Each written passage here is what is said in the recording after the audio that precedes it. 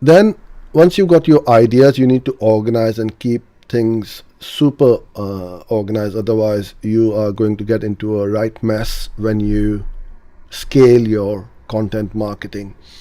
Because if you are just yourself, you will know where you save everything. But when you get other people to help you out, you need to have a system. And without that system, you just cannot operate. You'll waste more time trying to find things than to just get the job done. Initially, when I started Google Sheets, a couple of tools, Canva and Asana for our workflow. Everything starts from a Google Sheet. So each video or job has got a number, right? A numeric number.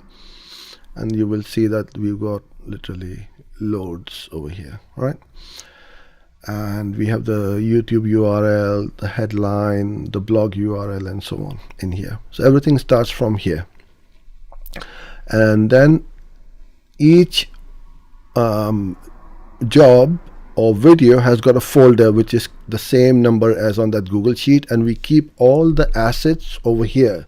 So be it the images, the video files, raw video edits, everything to do with that video will be in each one of these folder. To create the thumbnails, we use Canva.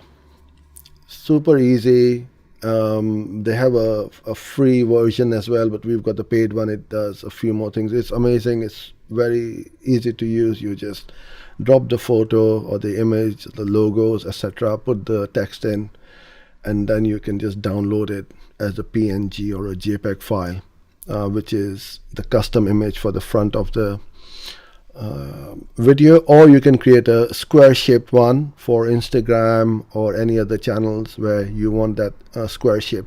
So you can resize it very quickly. So if I want to go in here and want to resize, I just click on there, choose which one I want, and it's going to resize the whole image, and I can then tweak it around extremely quickly and then download it straight away to my desktop or wherever I want to publish it. So Canva is one of the tools which we use obviously with every piece of content we create.